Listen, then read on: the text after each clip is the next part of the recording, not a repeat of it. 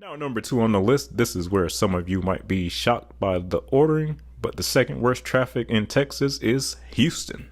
Houston is the second largest metro in Texas with the population of 7.1 million and has the biggest, widest highways in the entire country. The most famous and well known being the Katy Freeway, of course, which while I do have some issues with the design of the Katy Freeway, which we'll discuss on a later video, this roadway isn't the 24/7 gridlock experience that you were led to believe. That would be New York's Brooklyn-Queens Expressway. In Houston, the name of the game is excess. Tons of lanes, tons of large highway stacks, and not one, not two, but 3 beltways around the city. The Grand Parkway being the new longest beltway in the US, and the Middle Sam Houston Tollway being the former longest beltway in the US. Now everyone talks about the Katy, but it's not the only super wide Houston freeway. The Northwest and Southwest freeways both also have up to 12 general purpose lanes at some points. You thought the downtown connector in Atlanta was a big deal? Well, Houston has at least 3 of those. Houston even takes the arterial road to the next level. One of its major city streets, known as Westheimer Road, has a whopping 8 lanes of travel for through traffic in some parts. I don't think I've seen an arterial roadway with this many through lanes so far in my travels, and I have to say that it's a very poor design choice and highly ineffective, dangerous for both drivers and pedestrians. The max number of through lanes for an arterial roadway should never be more than 6 lanes. BRT or bus-only conversion would be a better use of that 4th lane on Westheimer. On the transit front, Houston has mainly opted for a large bus network as its preferred method. Houston boasts the largest bus network in Texas. There's also a small tram network that serves a few core neighborhoods near downtown, but no light rail nor commuter rail that reaches out beyond the 610 Beltway. Like Dallas, Houston's highway traffic isn't too bad outside of peak hours. Off-peak, most highways are free-flowing.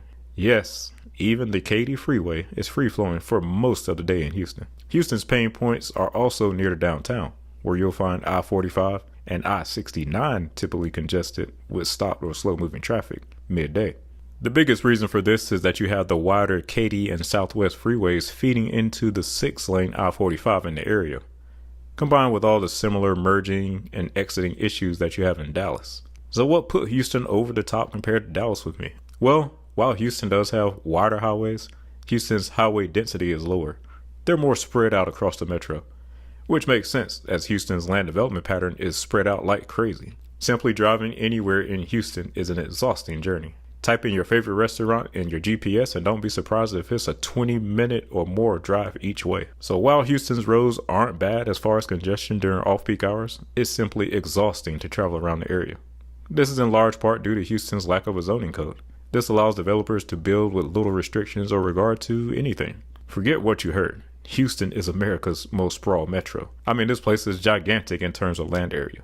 You can live in Houston and date a girl who also lives in Houston, but yet live 45 minutes away, even with free-flowing traffic. So not only has the lack of a well-defined zoning code led to an unprecedented level of sprawl, it has contributed to flooding issues in the city. You see, in most cities, you can look up their land development ordinance and find regulations that force developers to implement certain erosion and flood control measures in new proposed developments. But in Houston, they have allowed the developers to run amok. When I worked in the industry, pretty much every new development required measures to control the flow of stormwater. In Houston, that's not as necessary, and the catastrophic flooding during major storm events is a consequence of that. So overall with Houston, the issue is city spread more so than daily gridlock that you will see in a place like, say, Atlanta. If you're considering moving here and don't like driving, then I suggest you move close to where you work or choose another city. If you can swing it, try some of the core neighborhoods surrounding downtown for an experience that allows for walkability and short drives. Should you choose to live in Katy, the Woodlands, Sugar Land and such, don't say I didn't warn you. Outside of peak hours, you won't find much stop traffic like New York or Philadelphia, but you'll still be driving for quite a bit to reach almost every destination.